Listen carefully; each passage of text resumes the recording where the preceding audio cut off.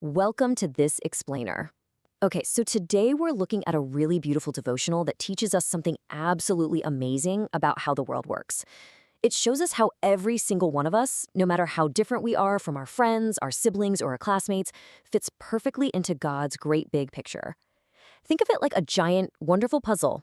In fact, God's giant puzzle is exactly what we're going to talk about today. How do all these weird, wonderfully different shapes come together to make one awesome picture?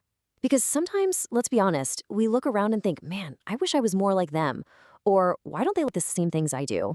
Well, the devotional we're exploring today has a spectacular answer to that. Let's find out. Okay, let's kick things off by imagining something a little bit silly. What if every single player on a soccer team was a goalie? I mean, really try to picture that in your mind for a second.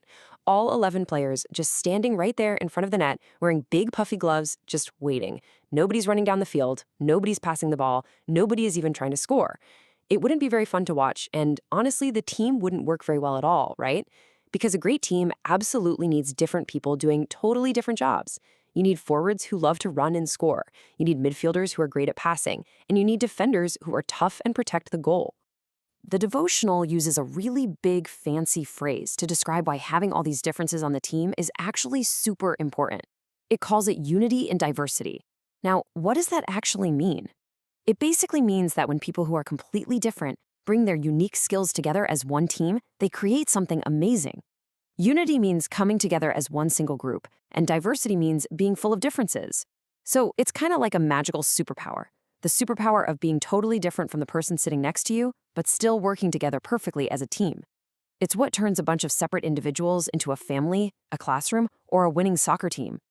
Now, the devotional tells us right off the bat that being different from your friends isn't a mistake, it's not a mix-up, and it is definitely not an accident. There's this short but really powerful quote in there that says, "Unity in diversity is God's plan." The devotional makes it crystal clear. This is exactly what God planned from the very beginning. He didn't want a boring world filled with people who all looked the same, talked the same, and liked exactly the same things. No way! He wanted this awesome, colorful mix of completely diverse elements to build his world. All right, so how does this plan actually work in real life? Well, first off, we've got our different talents. The devotional explains that everyone has a special work and their very own unique line of skill. Like maybe you're really good at math, but your best friend is an amazing artist. Or maybe you're super fast and your brother is just a really great listener. But here's the cool part. These aren't just random skills. They all fit into one great plan. Just like a giant puzzle needs completely different shaped pieces with all those little bumps and cutouts to look right, your unique talents are adapted to fit right alongside other people's talents to finish God's one great design, a design that bears Christ's image. Think about it. If every puzzle piece was shaped exactly the same, just a bunch of flat little squares, they would never lock together to make a picture. So the absolutely crucial point here is the word complement. The devotional says each person is to be the complement of the others. Now wait a second. When the devotional says you are the complement, it doesn't mean just telling someone they have a nice haircut. That's a compliment with an I. Compliment with an E means that what you are good at helps with what someone else might need, and what they are good at helps you. So if you're great at building the walls of a treehouse, but your friend is great at painting it, you complement each other perfectly to make the best treehouse ever. Your strengths fill in their gaps, and their strengths fill in yours. Let's explore Section 2, Lessons from Nature, and take a quick look at diversity out in the wild. Nature is actually the absolute best teacher when it comes to seeing unity and diversity in action. If you step outside into a forest or a jungle, you don't just see one type of thing. You see millions of different things thriving together. First, we just notice the massive diversity out there. Second, we see that every single object has its own peculiar or special sphere of action. And third, we watch how they all link together. From the tiniest buzzing bee pollinating a flower, to the tallest green tree pumping out oxygen, to the little earthworms making the soil rich right beneath our feet, each one has its own special, kind of weird, entirely unique job.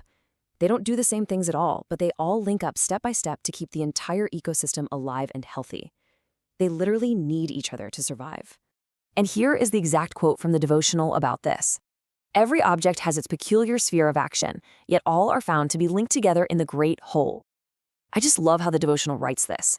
It's reminding us that just like the plants, bugs, and animals in nature, Our human differences are meant to link us together, not keep us apart. Sometimes when someone is really different from us, we might want to just stay away from them.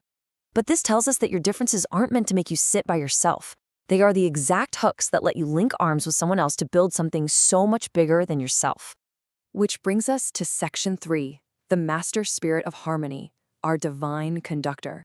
So you might be wondering, how do all these differently shaped puzzle pieces and all these wildly different parts of nature actually stay together without just falling apart into a big messy pile? I mean, if we're all so totally different, why don't we just argue all the time? Well, the devotional explains that we can't just mash the puzzle pieces together by ourselves. There is only one master spirit, the Spirit of God, who works through all of us to produce beautiful, matchless harmony.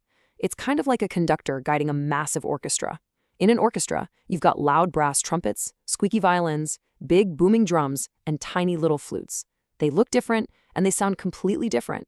But the conductor standing at the front of the stage guides them all to play at exactly the right time, at exactly the right volume, to make one beautiful, huge song. The Spirit of God is our conductor, making sure our differences make beautiful music instead of just a bunch of noise.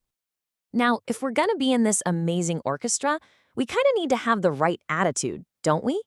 The devotional says our unity depends on letting the Spirit of God transform us on the inside. When we let the Holy Spirit mold us, we get these wonderful traits. We develop what the devotional calls a genial disposition, which basically just means being super friendly and warm. We get tenderness, even if we have to give a rebuke.